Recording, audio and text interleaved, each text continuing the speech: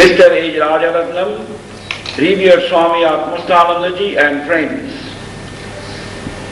I have great pleasure in welcoming His Excellency Mr. Wee Kim Wee, the President of the Republic of Singapore, Mrs. Wee Kim Wee, Mr. S. Rajaratnam, Revered Swami Atmastanandaji, distinguished guests and friends to this august function. This function is to commemorate the centenary of Swami Vivekananda's visit to Singapore on his way to Chicago to address the historic World Parliament of Religions in September 1893. Swami Vivekananda was little known to America when he was to address the great concourse of some of the most distinguished personages of the world in the Parliament of Religions held in Chicago in 1893. Yet his maiden speech had an electrifying effect on the assembly in the Hall of Columbus at the Art Institute, an assembly of people numbering between 7,000 and 10,000, which included many of the great philosophers, scholars, and scientists in the world. On the platform of the great hall, clad in gorgeous orange apparel, with large yellow turban and remarkably fine features, Vivekananda stood out as the most outstanding personality among the galaxy of delegates from all over the world. When Swamiji stood up and addressed his audience as sisters and brothers of America, a wave of enthusiasm caught up the audience and hundreds rose to their feet with shouts of applause. There was an outburst of clapping and cheers for full 2 minutes. The spirit of universality, earnestness, and breadth of outlook in Swamiji's speech completely captivated his audience. The representatives of other religions spoke on behalf of their respective gods, but Vivekananda alone spoke on behalf of all gods, on behalf of the universal being. Vivekananda's words were great music, said Romarola. In the Parliament of Religions, Vivekananda set to music the tune of unity and harmony, the tune of love and peace, the tune of the existence of divinity in man. He exhorted that it was the glory that he came to preach a religion to which men following other religions are considered his fellow travelers traveling to the same goal. To the Hindu, declared Vivekananda, man is not traveling from error to truth, but climbing up from truth to truth, from lower truth to higher truth. In the Parliament of Religions, Vivekananda said, there is a God above all gods. There is a religion above all religions. There is something which supersedes all our religiosities, all our pieties, rituals, dogmas and doctrines. And on the basis of that religion, the whole world, East and West, should be united. Vivekananda quoted the Bhagavad Gita, in which Krishna says to Arjuna, as men approach me, so do I accept them. In all ways, O Partha, men walk in my path. This is the eternal voice of universal religion, the voice which says that there is one God above all gods, that one universal being, one God, belongs to all religions. Vivekananda said, our watchword will be acceptance and not exclusion. We take in all that has been in the past, enjoy the light of the present, and open every window of the heart for all that will come in the future. Salutation to all the prophets of the past, to all great ones of the present, and all that are to come in the future. Every religion is a pathway to the eternal Supreme.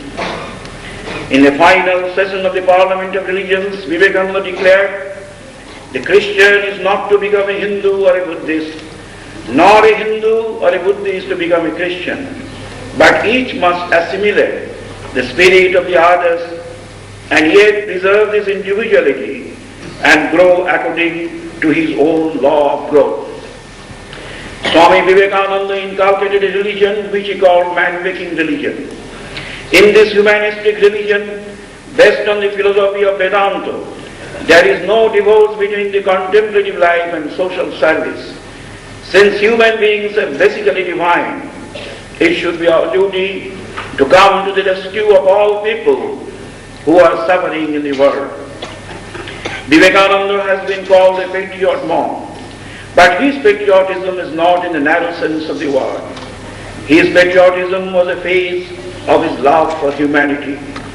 His heart bled for the poor, the ignorant and the downtrodden. Swami Vivekananda proclaimed, for a complete civilization the world is waiting for the treasures to come out of India, waiting for the marvelous spiritual inheritance of the race, which through decades of degradation and misery the nation has still clutched to her breast. The world is waiting for the great treasure. Little do you know how much of hunger and of thirst there is outside of India for these wonderful treasures of our forefathers. Little do we understand the heart pangs of millions waiting outside the walls, stretching forth their hands for a little sip of that nectar which our forefathers have preserved. Swamiji's utterances, his writings and his philosophy are now 100 years old, but they carry the freshness and vigor even today. Besides his knowledge of philosophy and religion, Swamiji was deeply imbued with the spirit of modern thought in the fields of science, politics, economics and social science. Swami Vivekananda's philosophy of universal religion and the potential divinity in man has a great relevance today. In Vivekananda's scheme of life, there is no inherent conflict between faith and reason, between science and religion, between action and contemplation, between social and monastic ideals. To religion, Vivekananda gave a scientific basis, and to science he added a philosophical background and transformed every action into worship. Vivekananda interpreted fundamental spiritual truths in modern terms. He built a bridge between the ancient and the modern, between the East and the West. Vivekananda pointed out that there is a basic unity in mankind on a spiritual level. When people in all countries and in all phases of life become aware of this unity, great strides can be made to attain the peace we seek amidst conflict and dissent, war and rivalry. The elitist philosophy of affluence, that to possess and enjoy are the be-all and end-all of life, is said to degrade man to a skillful and cunning animal. The survival of human civilization is at stake in the hands of the monster of material science. Vivekananda's man-making religion was to mold man, combining a scientific temper with a spiritual bias. Swamiji continually laid emphasis on the divinity of man. On this foundation alone can be built the beautiful edifice of human life grounded on character, dignity and integrity. And this transformation of man would be the only solution for today's social and global ills. Vivekananda's philosophy provides a new way of life in which the individual self will be elevated to the universal self, and in the process conflicts in society will disappear, harmony and peace will prevail. Thank you.